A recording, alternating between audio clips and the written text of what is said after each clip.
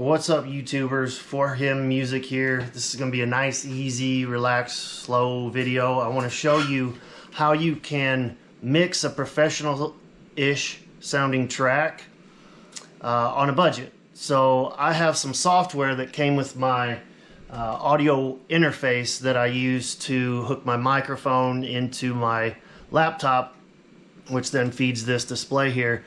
It also runs my monitors and my headphones and all of that stuff. But it came with this free software. And instead of paying hundreds of dollars to upgrade this software, what you do is you find little ways around it. And so what I'm doing, I'm working on my drums right now for my newest song getting ready to come out called Thief on the Cross. So I'll show you how you can do this. With the free version of the software, it only allows you to have 8 tracks, right? Each one of these is a track. And I can only have 8 total. So what I do to get around, I need a lot more than 8 to create a song. So what I do in order to get around this is, like say for example, on my drums, I'll put pretty much anything that's going to be percussion in a track, and then combine them in this 6th track here. This is all the percussion mixed together, EQ'd and mastered so that it all sounds like it's cohesive and that it's coming from the same space. So on this first one here, I don't know if you can hear this. This is kind of like an atmospheric, real bassy sound.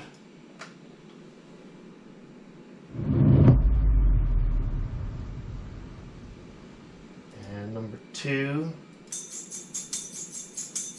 And all of these things have to get recorded separately.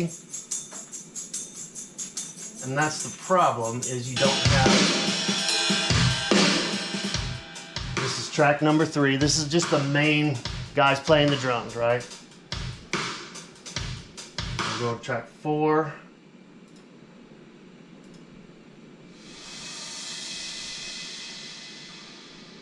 Things like that need to be recorded separately because they get drowned out by all the other harmonics and everything that are going on when you're recording the main drum riff. And then for this last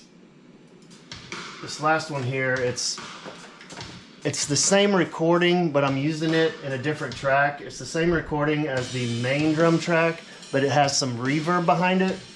And the reason you do that is to make it gives it more of a full sound, like it's coming from a bigger room, but it also makes all of this kind of intertwine with each other and sound much more cohesive, like it's coming from the same space, from that larger room.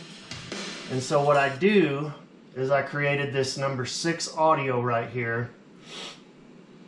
Let me unsolo this track. I created this 6th audio track. My input is going to be resampling. Then I arm it with record, go back to the beginning, and I hit record, and it plays through all of this. And basically what it does is it takes this track, puts it with this track, with this track, with this track, and with this track, and it plays it all at the same time and records it all down onto one track, which is this track down here. And as you can hear, it's like playing all of them at the same time. However, the only track that's playing is number 6 right now. I have it soloed right here. So all you're hearing is number 6, which is the exact same thing you would be hearing if I were playing all 5 of these.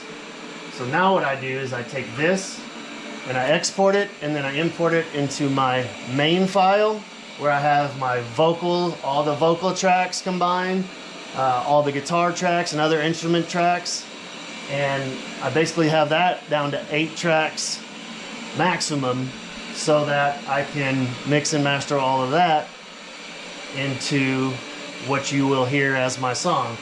It's not as precise, you can't be as surgical with the mixing, especially the mastering, when you're dealing with tracks that are combined on your final product. But you know what? It works.